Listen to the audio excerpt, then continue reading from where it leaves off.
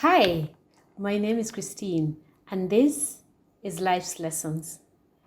Today, I'd like to ask you a question. What does it take to make money? What does it take to establish and grow a profitable business? You're probably thinking money or capital, right? Wrong. It doesn't take money to make money, contrary to what we tend to think a lot of the times. This video was actually inspired by a conversation I was having with a friend of mine who was saying he's trying to find capital for his sister who can't find a job, and so she wants to start a business. And then I asked, what kind of business is she going into? And the answer was vague at best. We tend to think if I have this much to invest, then I can find the business to put it in. And I remembered one of the business thought leaders of the world recently saying something that I heard, that it doesn't take money to make money. It takes courage to make money. And I thought to myself, well, that's probably true. And I came down with my own list. I learned a lot from a program I like to watch, one of these real TV shows. There's one where entrepreneurs from different sectors pitch their businesses to a set of billionaires with the aim of having them invest and become partners in their business. And there's a trend, there's a common thread. Now, if these investors invest in your business, it's the next thing to a guarantee to it succeeding, because they not only bring their millions of dollars into the business, but they also bring their know-how, their network. So it's as close to a guarantee as you will get of succeeding. So I started to observe and ask myself, what's a common thread among all the businesses that tend to get investment, that tend to succeed? And the first thing I could come up with was this: successful businesses are those that were begun to solve a specific problem. Most of the people who start a business that's going to be successful are not driven to make money. They are driven to solve a problem.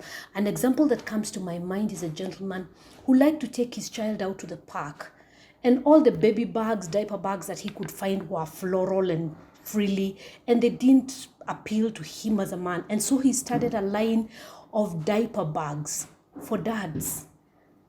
Business grew into the millions. He found a specific need, and that was what he was trying to solve. So number one, a successful business will be designed around meeting a specific need in the society. So if you can identify a need, then you're probably on to a good thing. Number two, focus on service. Focus on service. A lot of the people who will look at all the leading brands around the world, many of them will have been begun by someone who wants to serve. For example, even if there is no kindergarten in your area, you're very unlikely to succeed in a kindergarten if you don't like children.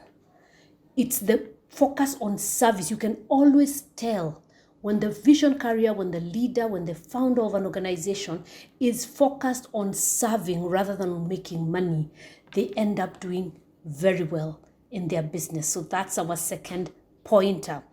Number three is willingness to stand out. Willingness to stand out, willingness to stand alone, willingness to look peculiar, willingness to withstand criticism, whichever way you want to look at it. Remember, if you're thinking about a pyramid, there will only be one person sitting at the top. Success is lonely. You've heard this said in so many different ways. In order to succeed as a business person, in order to succeed as an entrepreneur, in order to make money in your line of work, chances are you must be willing to stand alone. You must be willing to be the only person who thinks you're right, because sometimes it takes a while for people to finally agree with you. At the beginning, you might have to withstand a lot of criticism. So there needs to be a willingness to stand alone. Now, my final point, and my most important, if you ask me, is divine inspiration. The biggest businesses, the biggest ideas, the biggest projects are those that will have a divine inspiration. This is not me trying to change your religious belief and persuasion, whatever it is that you believe, but there is a gut feeling, there is intuition, there is that knowing that is inside you.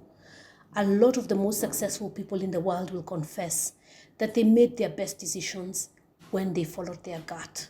You want to follow your gut. That feeling you get, that gentle nudge that you feel from within you, is divine. So follow it. So That's Christine's list of what it takes to make money. My name is Christine. I'll talk to you again soon. Bye-bye.